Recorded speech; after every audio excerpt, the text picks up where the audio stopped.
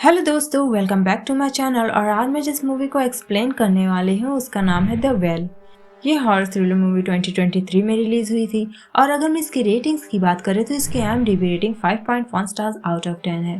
तो दोस्तों, अगर आपको मेरा मूवी एक्सप्लेनेशन वीडियो पसंद आए तो प्लीज से मेरी वीडियो को लाइक और मेरे चैनल को सब्सक्राइब करके मुझे सपोर्ट करें मेरा 1K सब्सक्राइबर फैमिली पूरा करने के लिए। तो देर नहीं करते और बढ़ते अपने मूवी एक्सप्लेनेशन की ओर।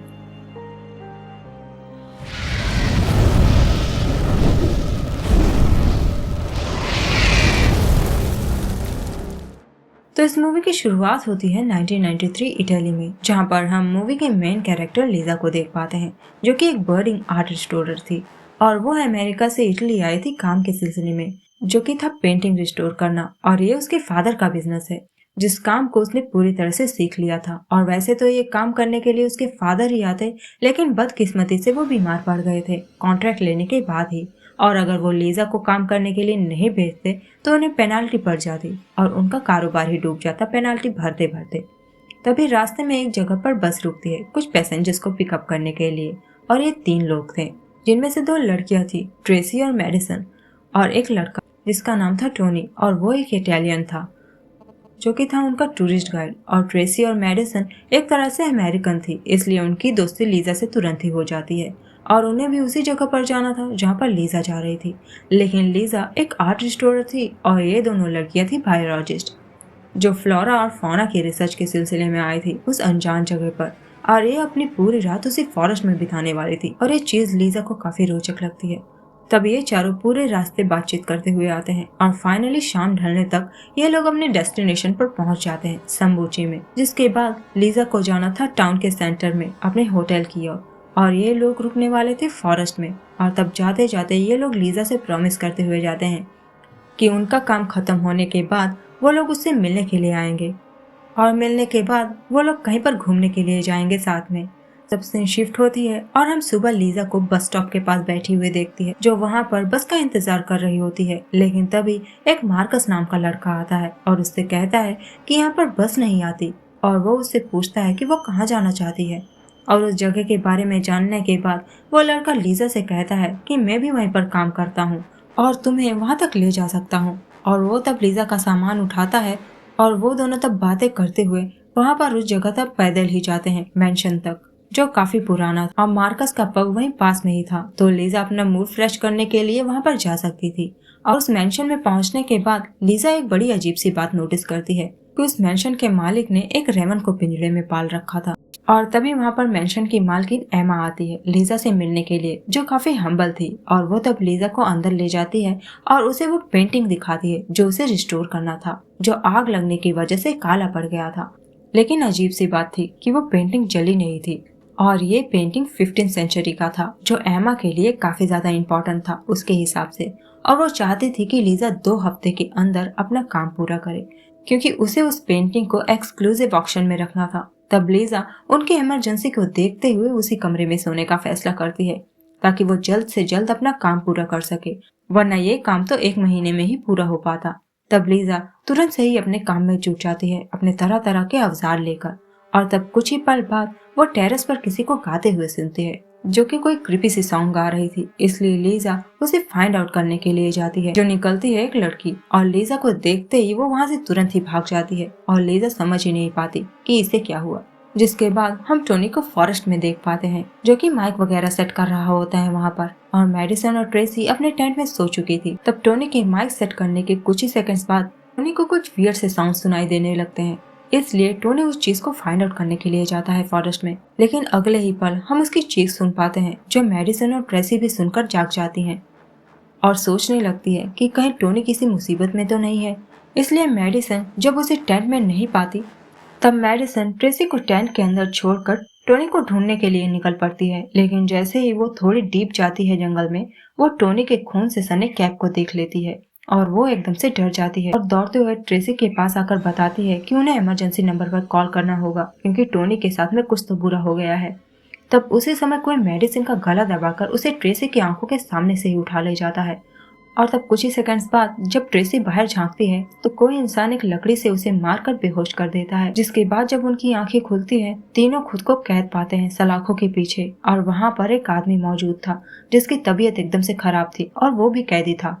और वहाँ चारों तरफ उन्हें सिर्फ चूहे ही नजर आ रहे थे। सब हैरान थे कि वो वहाँ से बाहर कैसे निकलेंगे और किसने उन्हें उस जगह पर कैद करके रखा है। जिसके बाद हम लीजा को देख पाते हैं जो अपना काम बहुत अच्छे से कर रही थी और एमा भी उसके काम को देखकर काफी इम्प्रेस्ड हो गई थी। और वो तब उसके पास आई थी उसे डिनर पर बुलाने के लिए ताकि लीजा उनकी बेटी जूलिया से मिल सके। तब लीजा उन्हें बताती है कि वो तो उसे देखते ही भाग गई। तब एमा सफाई में लीजा से बताती है कि वो काफी ज्यादा शाय है और स्ट्रेंजर्स के साथ वो बहुत ज्यादा अनकंफर्टेबल रहती है, लेकिन कुछ समय बाद वो उनके साथ घुल मिल भी जाएगी। तब रात में जब लीजा उनके साथ में डिनर के लिए जाती है वो फिर से जूलिया से पूछ लेती है कि वो किस ग्रेड में है। और ये बात सुनते ही जूलिया अपना खाना छोड़कर चली जाती है वहाँ से। और इस बात से लीजा को बहुत बुरा लगता है कि उसने कहीं कुछ गलत तो नहीं बोल दिया। तब एमा लीजा से कहती है कि इसमें तुम्हारी कोई गलती नहीं है। जूलिया एक सीवियर पर्सनैलिटी डिसऑर्डर से सफर कर रही है, जिसके चलते उन्हें जूलिया को स्कूल से निकालना पड़ा, इसलिए वो चिढ़ जाती है स्कूल का नाम सुनते ही। और इस डिसऑर्डर के चलते वो अपने एज के बच्चों के साथ घुल मिल ही नहीं पाती और वो एक्सेप्ट ही नहीं कर पाती कि वो 13 साल की है। तब डिनर करने के बाद लीजा सोने चली जाती है और हमें वो जगह दिखाई जाती है जहाँ पर मेडिसन, टोनी और ट्रेसी कैद है। उसके सेंटर में हम एक अजीब से वेल को देख पाते हैं। तब वहाँ पर वो इंसान आता है जिसने उन्हें वहाँ पर कैद करके रखा हुआ था और वो एक हल्क जैसा इंसान था जिसका नाम था अरोड़ा, जो शायद गूंगा था। और वो वहाँ पर आता है एक छोटी सी बकेट लेकर जो वो उस वेल के अंदर रस्सी के सहारे डाल देता है और हम इस वेल के अंदर काफी सारे स्पेल्स लिखे हुए देख पाते हैं। तब अरोड़ा देखता है कि वो पहले वाला कैदी जो था वो डरा हुआ शांत बैठा है, लेकिन टोनी गुस्से में बहुत कुछ बड़बड़ाए जा रहा था, इसलिए उसे अब टोनी पर बहुत गुस्सा आ रहा था। तब उस छोटे से बकेट को वेल से बाहर निकालने के बाद तब वो गुस्से में टोनी की तरफ आता है लॉक खोलकर। टोनी उसे हिट करने की बहुत कोशिश तो करता है लेकिन अरोड़ा पर इसका कोई असर नहीं होता। तब वो टोनी को इतना पीटता है कि वो एकदम से ही पस्त पड़ जाता है और वो तब उसके एक हाथ को तोड़ता है और उसके पीठ को क्लीवर से चीरकर उसे ले जाकर वेल में फेंक आता है। और टोनी के नीचे पहुंचते ही हमें ऐसे साउंड सुनाई देते हैं जैसे अंदर कोई जानवर जैसा भयानक चीज हो जो टोनी को नोच नोच कर खा रहा हो। और तब कुछ देर बाद टोनी की चीखें सुनाई देना बंद हो जाती है और टोनी के साथ में जो हुआ वो देखकर ट्रेसी और मेडिसन के तो रोंगटे ही खड़े हो जाते हैं। और शायद इसीलिए वो स्ट्रेंजर वहाँ पर डरा हुआ शांत बैठा था क्योंकि उसे पता था कि यहाँ पर क्या होता है। इसके बाद हम लीजा को देख पाते हैं जिसे उस पेंटिंग को साफ करते करते कुछ क्रीपी साउंड सुनाई देने लगते हैं, जिससे चौंक कर लीजा अपना हाथ ही कट कर लेती है और उसके खून के छींटे तब उस पेंटिंग पर गिर जाते हैं, जिसके तुरंत बाद ही लाइट्स चली जाती हैं और वहाँ पर आ जाते हैं लीजा के बूढ़े डैड जो उसके सामने एक नाइफ से अपना गला रेत कर सुसाइड कर लेते हैं, जो देखकर लीजा को तो सदमा ही लग जाता है। लेकिन अगले ही पल वहाँ पर कोई भी नहीं होता क्योंकि ये तो सिर्फ लीजा का एक हेलुसिनेशन था। और यहाँ दूसरी ओर वो बचा हुआ कैदी अपने रूम में एक पैसेज को ब्लेड से खोलने की कोशिश करता है, लेकिन उसका ब्लेड ही टूट जाता है और अगर खुल जाता तो वो हेल्प लेकर आ सकता था उनके लिए। इसलिए मेडिसन अपने पास में मौजूद एक नाइफ उसकी ओर फेंक देती है और उन्हें तब इससे एक उम्मीद की किरण नजर आती है। और यहाँ लीजा जब अपने कमरे में सो रही होती है एक अजीब सी औरत लीजा के पास आकर लेट जाती है और वो पहले तो उसे छूने की कोशिश करती है लेकिन तुरंत बाद ही वो उसका गला दबाने लगती है, जिससे लीजा की तो सांसें ही अटक जाती है। लेकिन सुबह होने के बाद लीजा को लगता है कि ये उसका कोई नाइटमेयर था। तभी उसकी नजर उस पेंटिंग पे पड़ती है जिसमें वही सेम लेडी थी, जो देखकर लीजा को पहले तो हैरानी होती है लेकिन बाद में वो उसे इग्नोर कर देती है और उसे तब उसी वक्त किसी की रोने की आवाजें आने लगती है। तभी जूलिया वहाँ पर आकर उसे बताने लगती है कि ये पेंटिंग कर्स्ड है, इसमें एक ईवल है और डॉर्का नाम की एक विच हमेशा उनके घर में रहती है। तो हो सकता है कि कल रात जो लीजा ने डॉर्का को देखा था वो रियल में ही हो। और जूलिया का ये भी कहना था कि अगर लीजा उस पेंटिंग को रिस्टोर करेगी तो उसमें का ईवल उसे हॉन्ट करेगा और वो हमेशा के लिए शापित हो जाएगी और बेहतर तो यही होगा कि वो यहाँ से भाग जाए। तब जूलिया की ये बातें सुनने के बाद लीजा टेंशन में मार्कस के पास पहुंच जाती है और उससे बताने लगती है कि वो उस पेंटिंग की वजह से बीमार पड़ती जा रही है और उसे तरह तरह के नाइटमेयर्स आ रहे हैं जो बिल्कुल रियलिटी जैसे लगते हैं। तब मार्कस उससे कहता है कि ये शायद काम के स्ट्रेस की वजह से हो रहा है तो वो इस चीज को इग्नोर करे। नेक्स्ट सीन में हम फिर से अरोरा को देखते हैं जो अपने दूसरे बलि के लिए आ गया था, और इस बार जब वो उस छोटी सी बकेट को नीचे डालता है हम देख पाते हैं कि कोई उस छोटी सी बकेट में अपने हाथ के नसों को काट कर उस बकेट में अपने खून गिरा रहा था और अरोरा इसको ऊपर खींचता है। मतलब उस खून के बदले ये उन मासूम लोगों को उस हैवान को फीड कर रहा था। जिसके बाद अरोरा उस कैदी की ओर रुख करता है उसे वेल में फेंकने के लिए, लेकिन मेडिसन सोचती है कि अगर वो कैदी मर गया तो ट्रेसी कभी बाहर नहीं जा पाएगी, इसलिए वो ट्रेसी के लिए खुद को ही सेक्रीफाइस करने का ठान लेती है। और उसने तो देखा ही था कि अरोरा को गालियां देने से कितना गुस्सा आता है, इसलिए वो उसे गालियां देने लगती है ताकि वो उस कैदी को छोड़कर उसके पास आ जाए, और ये आ भी जाता है। और वो तब मेडिसन को बहुत ही बुरी तरह से टॉर्चर करता है, उसके हाथों को काट डालता है और उसके आंखों को नोच कर निकाल लेता है, जिससे उसकी रूह ही कांप जाती है। और इतना टॉर्चर तो उसने टोनी को भी नहीं किया था। और इतना टॉर्चर करने के बाद वो उसे उस वेल के अंदर फेंक देता है, जहाँ पर हम बहुत सारे कंकाल पड़े हुए देख पाते हैं। तभी कुछ ही सेकंड्स बाद ही वो मॉन्स्टर वहाँ पर आता है और बेरहमी से वो मेडिसन को नोच नोच कर खा डालता है। और ये सारा दृश्य अरोरा ऊपर से देख रहा था। इसके बाद हम जूलिया को देख पाते हैं जो कि एक कपल को किस करता देख दुखी होकर रोने लगती है, और उसी वक्त लीजा वहाँ पर आकर पहुँच जाती है। और लीजा तब उससे कहती है कि एक दिन उसके लाइफ में भी कोई आएगा, वो उदास क्यों हो रही है। तब जूलिया कहती है कि मुझे तो शक है। और जूलिया की बातों से हमें पता चलता है कि वो उस लड़के को पसंद करती थी और उसने तो उसे अप्रोच भी किया था, लेकिन शायद उसने जूलिया को रिजेक्ट कर दिया। और करता भी क्यों ना, वो लड़का जूलिया से बहुत ज्यादा सुपीरियर था और जूलिया थी सिर्फ 13 साल की। और ये बात सुनकर तो लीजा शॉक्ड रह जाती है। तब जूलिया लीजा से कहती है कि वो हमेशा अकेले ही रह जाएगी, सिर्फ उसकी माँ की वजह से, क्योंकि वो सिर्फ अपने बारे में सोचती है, उन्होंने तो उसकी जिंदगी बर्बाद करके रख दी है। तभी एमा वहाँ पर आकर पहुँच जाती है और लीजा को अपने साथ चलने के लिए बोलती है, और लीजा को जूलिया के बारे में ये बातें बताती है कि जूलिया उससे इसीलिए नाराज रहती है क्योंकि वो उसे अपने से बड़े उम्र के लड़कों को डेट करने से रोकती है। और लीजा भी तब मान लेती है, हाँ ये तो बड़ी दुविधा है। और लीजा तब उनसे अपना एक और शक दूर करने की सोचती है और उनसे पूछने लगती है कि क्या ये सच है कि वो पेंटिंग कर्स्ड है। जूलिया ने उसे ये बात बताई है। तब एमा उससे कहने लगती है कि यही तो मेन रीजन है जूलिया को स्कूल से निकालने का। वो ऐसी स्ट्रेंज मनगढ़ंत बातें बनाती है और उसकी इतनी स्ट्रेंज फैंटेसीज हैं कि किसी को कुछ भी समझ में नहीं आता। और वो तब लीजा से अपने काम पर ध्यान देने के लिए बोलती है, वरना अगर काम में डिले हुआ तो उन्हें पेनाल्टी भरनी पड़ेगी। अब लीजा फिर से काम करने के बाद जब सोती है, ट्रेसी वहाँ पर टोनी को व्हीलचेयर पर बिठाकर पहुँच जाती है, जो बड़ी ही आपत्तिजनक हालत में था, खून से लथपथ, हाथ पैर आधे कटे झूलते हुए। और ट्रेसी रोते हुए उससे हेल्प मांग रही होती है। और टोनी की यह हालत देखकर लीजा तो सदमे में चिल्लाने लगती है। और वो तब अपने स्ट्रेस को दूर करने के लिए मार्कस के पास पहुंच जाती है और उससे कहने लगती है कि वो वापस जाना चाहती है, लेकिन वो वापस जा नहीं सकती क्योंकि पेनाल्टी की वजह से उसका स्टूडियो तबाह हो जाएगा। तब मार्कस उससे कहता है कि वो जल्दी से जल्दी अपना काम पूरा कर ले ताकि वो वापस जा सके।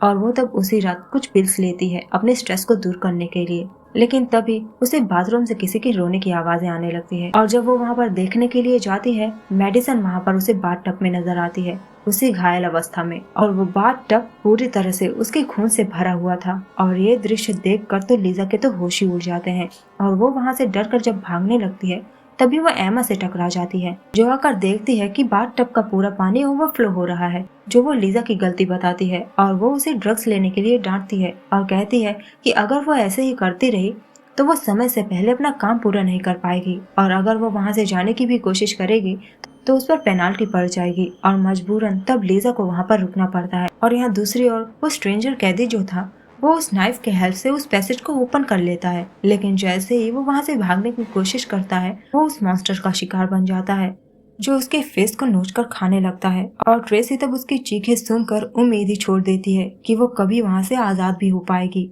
और लीजा यहाँ पर फिर से काम में जुट चुकी थी।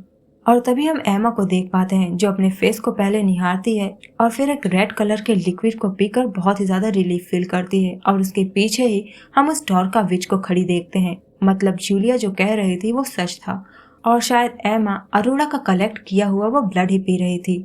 और यहाँ जूलिया पहुंच चुकी थी लीजा के पास, उसे उस पेंटिंग को रिस्टोर करने से रोकने के लिए। और वो तब लीजा को पेंटिंग के पीछे की हिस्ट्री बताने लगती है कि 15th सेंचुरी में एक बच्चे की सेक्रीफाइस दी गई थी उसकी मॉम के जरिए, ताकि वो गुरॉन नाम के एक मॉन्स्टर को कैप्चर कर सके। वही वेल वाला मॉन्स्टर, और उसकी मॉम और डॉर्का दोनों ही विच थी। और उसकी मॉम ने गुरॉन को इसलिए समन किया था ताकि गुरॉन के ब्लड को वो ड्रिंक करके इटर्नल यूथ पा सके, मतलब हमेशा जवान रह सके। और ये कर्स उन्हीं की वजह से उन सब पर लग गया था। और आज ही की रात मून फिर से रेड हो जाएगा, और मिडनाइट से पहले अगर मून की लाइट पूरी तरह से पेंटिंग पर पड़ जाएगी तो ये कर्स फिर से 500 सालों तक के लिए रिन्यू हो जाएगा, जो वो होने नहीं देना चाहती थी। लेकिन ये बातें लीजा को जूलिया की एक इमेजिनेशन स्टोरी लगती, लेकिन उसे यकीन तब होता है जब जूलिया लीजा को उसके तीनों फ्रेंड्स का हुलिया बता देती है, जिसे उन्होंने गुरॉन को फीड करने के लिए कैप्चर करके रखा है। तब जूलिया लीजा के कहने पर उसे कैद खाने तक लेकर जा ही रही होती है कि तभी एमा जूलिया को आवाज देने लगती है, और जूलिया को तब वहाँ से जाना पड़ता है लीजा को बीच रास्ते में ही छोड़कर। तब जूलिया लीजा को केयरफुल रहने के लिए बोलती है अरोड़ा से। तब लीजा अपने सेफ्टी के लिए एक हथियार लेकर अरोड़ा का पीछा करते हुए जाती है, क्योंकि वो वहीं पर जा रहा था गुरॉन को फीड करने के लिए। तब एक दफा तो लीजा गलती से कुछ सामान गिराकर आवाज कर देती है, और अरोड़ा तब अलर्ट हो जाता है और वो उसकी ओर भागता ही चला आ रहा था। लेकिन लीजा तब गुरॉन के खाए हुए विक्टिम्स के बॉडी पार्ट्स के पीछे अपनी जान बचाकर छिप जाती है, जिस दृश्य को देखने के बाद लीजा के तो होश ही उड़ जाते हैं। लेकिन अच्छा हुआ कि कुछ चूहे वहाँ पर थे, और तब अरोड़ा को लगता है कि शायद उन्होंने ही आवाज करी होगी, तो वो वहाँ से चला जाता है। और उस दिन जब वो कैद खाने में जाता है, वो पहले बकेट को वेल के अंदर नहीं डालता, बल्कि डरी हुई ट्रेसी के पास जाने की सोचता है और उसे छूने की कोशिश करने लगता है। तब ट्रेसी कुछ देर तो रिएक्ट ही नहीं करते पहले, लेकिन मौका मिलते ही वो उसे हिट करके भागने की कोशिश करती है। लेकिन उसने इतने दिनों से कुछ खाया पिया नहीं था, इसलिए वो लड़खड़ा कर सीढ़ी पर गिर पड़ती है और बेहोश हो जाती है। और जब होश में आती है, अरोड़ा उसकी इस गुस्ताखी के लिए क्लीवर को अंगार की तरह लाल करके खड़ा था, जिससे वो उसके फेस को जला देता है। और जैसे ही वो ट्रेसी को वेल में डालने ही वाला होता है, लीजा अपने उस हथियार से अरोड़ा को हिट कर देती है, और ट्रेसी तब वेल का किनारा पकड़कर लटक जाती है। और तब अरोड़ा के बेहोश होते ही लीजा ट्रेसी को वहाँ से लेकर भाग निकलती है, लेकिन ट्रेसी के पैर में कील धंसने की वजह से उनकी रफ्तार थोड़ी धीमी पड़ जाती है। तब यहाँ अरुणा जब होश में आता है, वो स्ट्रेंजर कैदी को ढूंढने के लिए जाता है, उसे गुरॉन को फिट करने के लिए। लेकिन वो उसे तब मरा हुआ मिलता है, और उसी पैसेज से बाहर आ गया था गुरॉन, जिसे देखते ही अरोड़ा अपने घुटने टेक देता है, और गुरॉन तब उसे ही खा जाता है। और यहाँ जैसे ही ये लोग बाहर निकलने ही वाले होते हैं, मार्कस वहाँ पर आ जाता है। लीजा पहले तो उसे देखकर खुश हो जाती है, लेकिन तुरंत ही उसे शॉक लग जाता है जब वो ट्रेसी को एरो से शूट करके मार डालता है, क्योंकि वो भी एमा से मिला हुआ था। और तब उसी वक्त मून पूरी तरह से रेड होने ही वाला था, लेकिन पेंटिंग क्लियर नहीं हुई थी, इसलिए मार्कस तब जबरदस्ती लीजा को उस कमरे में लेकर पहुंच जाता है। और लीजा तब सबको अपने असली किरदार में देख पाती है, जो कैंडल्स जलाकर खड़े हुए थे। और एमा तब लीजा को उस पेंटिंग को पूरी तरह से क्लीन करने के लिए बोलती है। और अभी तक तो उस पेंटिंग में डॉर्का, गुरॉन और वो सेक्रीफाइस वाला बच्चा ही दिख रहा था, लेकिन आगे जब वो उस पेंटिंग को क्लीन करती है, वहाँ पर उसे मार्कस भी नजर आने लगता है एमा के साथ, और इतने दिनों से वो उसे छलता चला आ रहा था।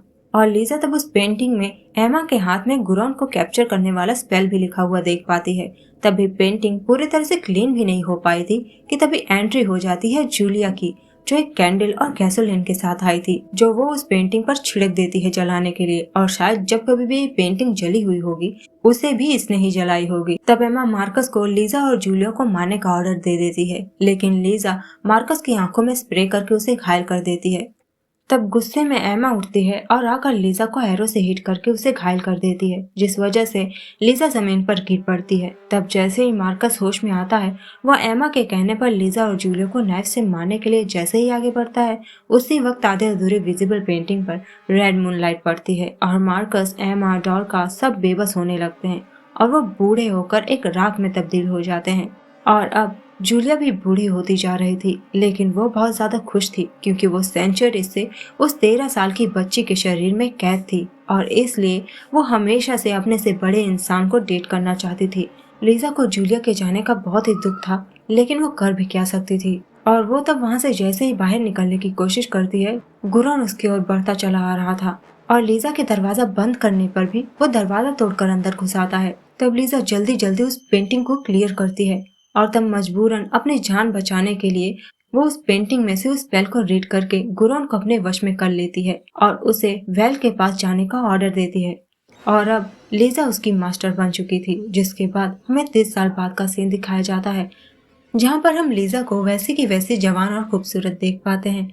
और अब एमा का मेंशन उसका हो चुका था और अब वो बड़े बड़े हस्तियों से डील करती थी, जैसे कि प्राइम मिनिस्टर से। और डील भी किस चीज की? गुरॉन के ब्लड की, जो वो सबको जवान रहने के लिए वितरित कर रही थी। और आगे हम देख पाते हैं कि लीजा ने तगड़े सिक्योरिटीज हायर किए थे और बेचारा गुरॉन उसी वेल के पास था, जिस जगह को उन लोगों ने अब लैब में परिवर्तित कर दिया था और गुरॉन को वहाँ पर लिटा कर रखा गया था। और अब वो बेचारा इंसानों को नहीं खा पाता था और लीजा जबरदस्ती उसका खून निकालती थी, उसकी मर्जी के बिना। वरना अब तक तो वो इंसानों को खाने के बदले उन्हें खुद ही थोड़ा खून निकाल कर दे देता था। और पहले वो लोगों को तड़पाता था और अब लोग उसे तड़पा रहे हैं। और अब शायद लीजा भी इसके खून का सेवन करती होगी और लोगों को भी कराती थी। और शायद ये 500 साल तक ऐसे ही चलता रहेगा, क्योंकि उस रात मूनलाइट पड़ने की वजह से लीजा भी कर्स्ड हो चुकी थी। लेकिन लीजा ने अपने दोस्तों की मौत का बदला लेने का तरीका अच्छा खोजा था। और इसी के साथ हम अपने एक्सप्लेनेशन को यहीं पर एंड करते हैं। तो मिलते हैं नेक्स्ट वीडियो में, तब तक के लिए goodbye, take care and thanks for watching.